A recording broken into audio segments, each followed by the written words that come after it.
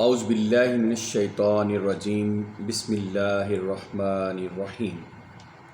محترم سامعین و ناظرین، ہم آج جس موضوع پر اظہار خیال کرنے لگے ہیں اور آداب زندگی کے سلسلے میں ہم جس چیز کو آج ہم کریں گے وہ ہے جو ہر انسان کی زندگی میں خوشی بھی، غم بھی، پریشانی بھی، بہت ساری چیزیں آتی رہتی ہیں۔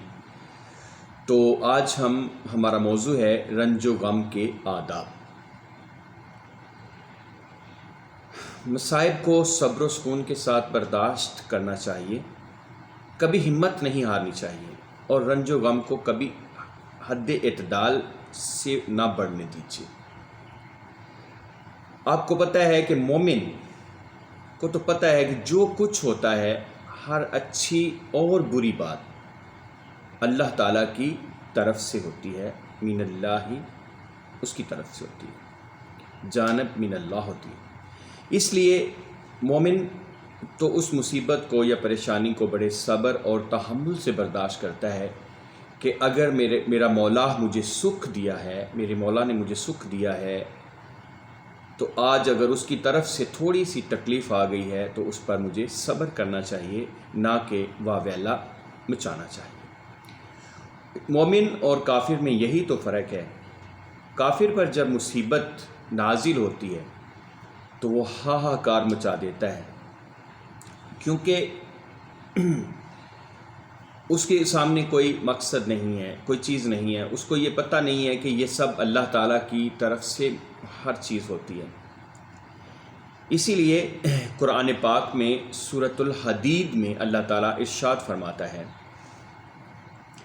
کہ جو مصائب بھی روئے زمین میں آتے ہیں اور جو آفتیں بھی تم پر آتی ہیں، وہ سب سے پہلے کہ ہمیں وجود میں لائیں ایک کتاب میں لکھی ہوئی محفوظ اور طے شدہ ہیں۔ اس میں کوئی شک نہیں کہ یہ بات اللہ کے لیے آسان ہے، تاکہ تم اپنی ناکامی پر غم نہ کرتے رہو۔ تقدیر کا سب سے بڑا یہ فائدہ ہے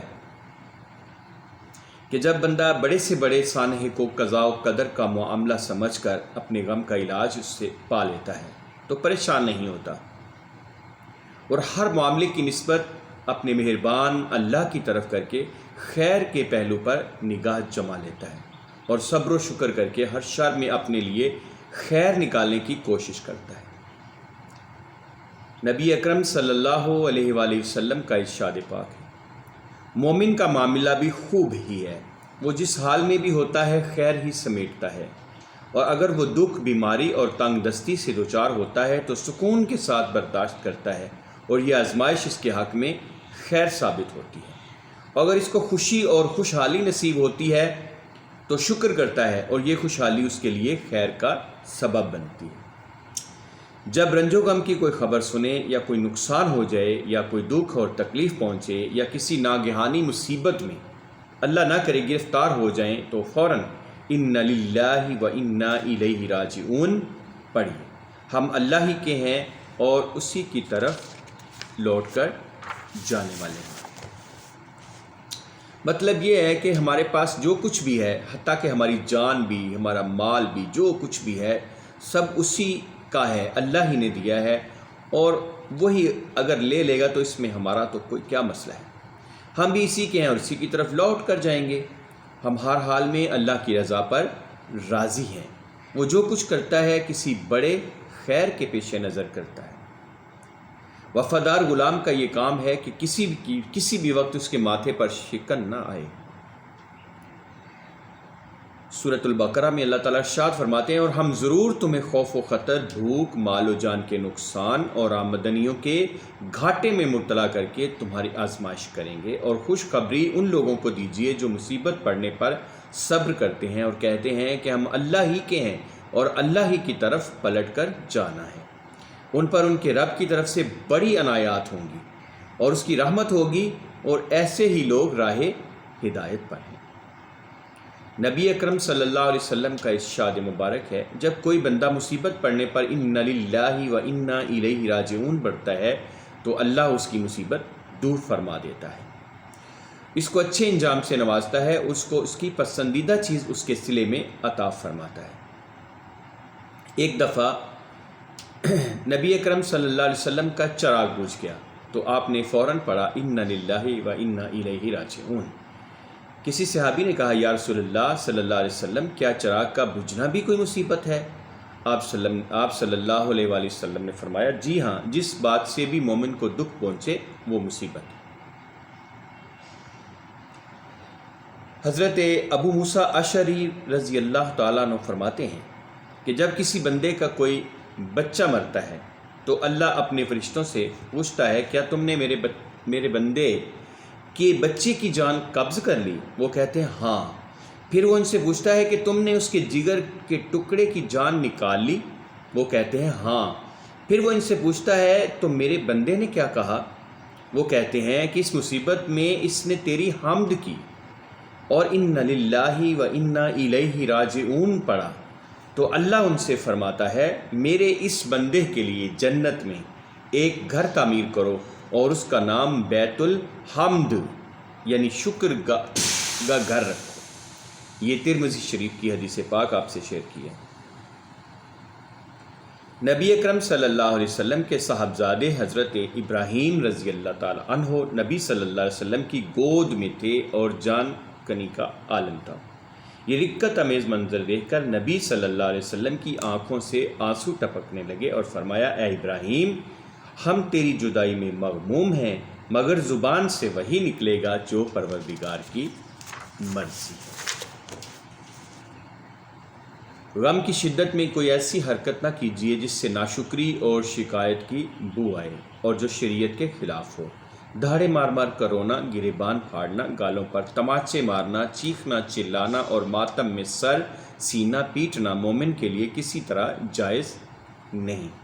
جو شخص گریبان پھاڑتا، گالوں پر تماچے مارتا اور جاہلیت کی طرح چیختا چلاتا اور بین کرتا ہے وہ میری امت میں نہیں۔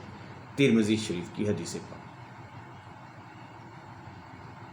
حضرت جعفر طیار رضی اللہ تعالیٰ عنہ جب شہید ہوئے، ان کی شہادت کی خبر ان کے گھر میں پہنچی تو ان کے گھر کی عورتیں چیخنے لگیں اور ماتم کرنے لگیں۔ نبی اکرم صلی اللہ علیہ وسلم نے کہلا بھیجا کہ ماتم نہ کیا جائے، مگر وہ باز نہ آئیں تو آپ صلی اللہ علیہ وسلم نے دوبارہ منع فرمایا۔ پھر بھی وہ نہ مانی تو آپ صلی اللہ علیہ وسلم نے حکم دیا ان کے منہ میں خاک بھر دو۔ یہ بخاری شریف کی حدیث پاک ہے۔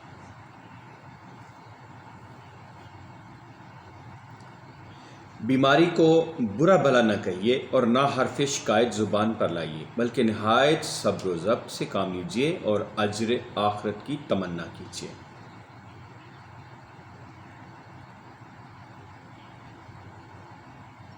ایک بار نبی اکرم صلی اللہ علیہ وسلم نے ایک خاتون کو کانپتے ہوئے دیکھ کر پوچھا اے ام صائب یا مسیب، کیا بات ہے، تم کیوں کانپ رہی ہو؟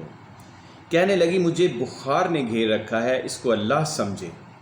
نبی صلی اللہ علیہ وسلم نے ہدایت فرمائی کہ نہیں، بخار کو برا مت کہو، اس لیے کہ بخار اس طرح اولاد آدم کو گناہوں سے پاک کر دیتا ہے جس طرح آگ لوہے کے میل کو دور کر کے صاف کرتی ہے۔ پھر آپ نے فرمایا کسی مومن کے لیے یہ جائز نہیں کہ وہ کسی کی موت پر 3 دن سے زیادہ غم منائے۔ صرف وہ عورت جس کا خامد فوت ہو جائے اس کی عدت 40 دن ہے۔ حضرت ابو طلحہ رضی اللہ تعالیٰ عنہ کا لڑکا بیمار تھا، وہ بچے کو اسی حال میں چھوڑ کر اپنے کام پر چلے گئے۔ ان کے جانے کے بعد بچے کا انتقال ہو گیا، مگر بیگم ابو طلحہ نے لوگوں سے کہہ دیا کہ ابو طلحہ کو اطلاع نہ ہونے پائے۔ وہ شام کو اپنے کام سے واپس آئے تو بیوی سے پوچھا بچے کا کیا حال ہے؟ بولی پہلے سے زیادہ سکون میں ہے۔ یہ کہہ کر ابو طلحہ کے لیے کھانا لائیں۔ انہوں نے اطمینان سے کھانا کھایا اور لیٹ گئے۔ صبح ہوئی تو نیک بیوی نے حکیمانہ انداز میں پوچھا اگر کوئی کسی کو آرایتن کوئی چیز دے دے اور پھر واپس مانگے تو کیا اس کو یہ حق حاصل ہے کہ وہ اس چیز کو روک لے؟ ابو طلحہ نے کہا بھلا یہ کیسے حق حاصل ہو جائے گا؟ تو صابرہ بیوی نے کہا اپنے بیٹے پر بھی صبر کیجیے۔ حضرت عبداللہ بن زبیر رضی اللہ تعالیٰ عنہ کی والدہ محترمہ حضرت اسماء سخت بیمار پڑیں۔ حضرت ان کی عیادت کے لیے آئے۔ ماں نے ان سے کہا، بیٹے دل میں یہ آرزو ہے کہ دو باتوں میں سے ایک جب تک نہ دیکھ لوں اللہ مجھے زندہ رکھے،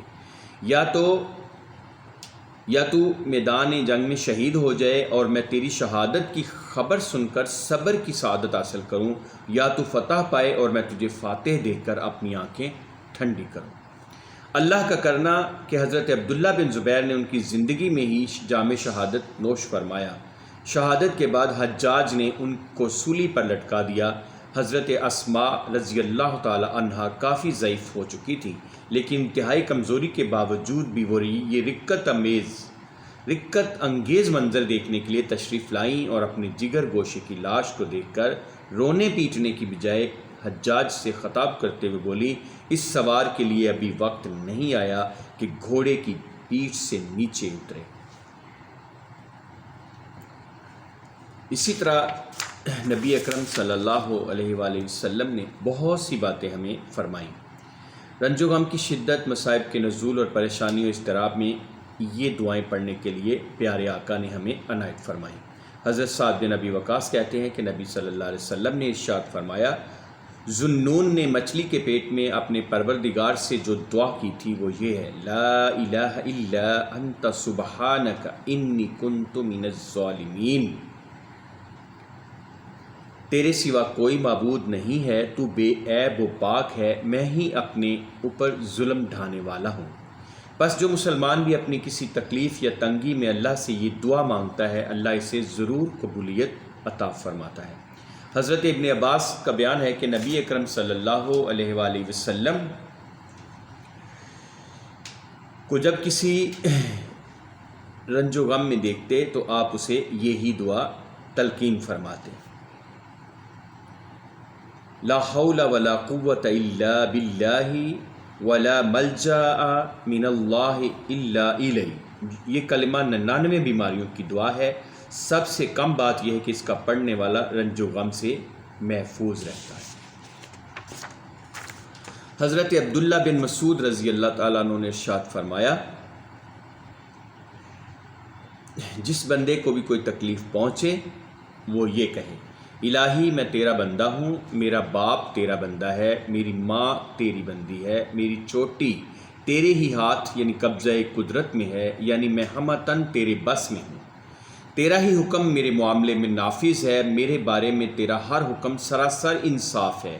میں تیرے اس نام کا واسطہ دے کر جس سے تو نے اپنی ذات کو موسوم کیا یا اپنی کتاب میں نازل فرمایا یا اپنی مخلوق میں سے کسی کو سکھایا یا اپنے پاس خزانہ غیب ہی میں اس کو مستور رہنے دیا، تجھ سے درخواست کرتا ہوں کہ قرآن عظیم کو میرے دل کی بہار، میری آنکھوں کا نور، میرے غم کا علاج اور میری تشویش کا مداوا بنا دے۔ اگر کبھی اللہ نہ کرے مصائب و آلام اس طرح گھیر لیں کہ زندگی دشوار ہو جائے اور رنج و غم ایسی ہیبتناک شکل اختیار کر لیں کہ آپ کو زندگی وبال معلوم ہونے لگے، تب بھی کبھی موت کی تمنا نہ کیجیے اور نہ کبھی اپنے ہاتھوں اپنے کو ہلاک کرنے کی شرمناک حرکت کا تصور بھی کیجیے۔ یہ بزدلی بھی ہے اور بدترین قسم کی خیانت اور معصیت بھی۔ ایسے اضطراب اور بے چینی میں برابر اللہ سے دعا کرتے رہیے، الہی جب تک میرے حق میں زندہ رہنا بہتر ہو مجھے زندہ رکھ، اور جب میرے حق میں موت ہی بہتر ہو تو مجھے موت دے دے۔ جب کسی کو مصیبت میں مبتلا دیکھیں تو یہ دعا پڑھیے۔ حضرت ابو ہریرہ رضی اللہ تعالی عنہ کہتے ہیں کہ نبی اکرم صلی اللہ علیہ وسلم نے ارشاد فرمایا، جس نے بھی کسی کو مصیبت میں مبتلا دیکھ کر یہ دعا مانگی، انشاءاللہ وہ اس مصیبت سے محفوظ رہے گا۔ الحمدللہ الذی عافانی مما ابتلاک بہ وفضلنی علی کثیر ممن خلق تفصیلا۔ ترمذی شریف میں یہ دعا مرقوم ہے، اللہ کا شکر ہے جس نے مجھے اس مصیبت سے بچائے رکھا جس میں تم مبتلا ہو، اور اپنی بہت سی مخلوقات پر مجھے فضیلت بخشی۔ تو ناظرین، آج ہم نے پیارے آقا صلی اللہ علیہ وآلہ وسلم کی زندگی سے رنج و غم میں مصیبت کے وقت ہمیں کیا کرنا چاہیے، اس کے آداب کیا ہیں، کیا ہمیں صرف اور صرف ہاہاکار کرنی چاہیے یا ہمیں صبر اور شکر سے کام لے کر اپنے اللہ سے مدد مانگنی چاہیے؟ تو آج ہم اسی بات پہ اکتفا کرتے ہیں اور دعا کرتے ہیں کہ اللہ تعالیٰ ہمیں جو بھی ہم نے آج بات کی ہے اس پر ہمیں عمل کرنے کی توفیق عطا فرمائے، اور جاتے ہوئے پھر وہی بات کہ چینل کو سبسکرائب بھی کریں اور اس نیکی کی بات کو آگے شیئر ضرور کریں۔ اللہ تعالی ہم سب کا حامی و ناصر ہو۔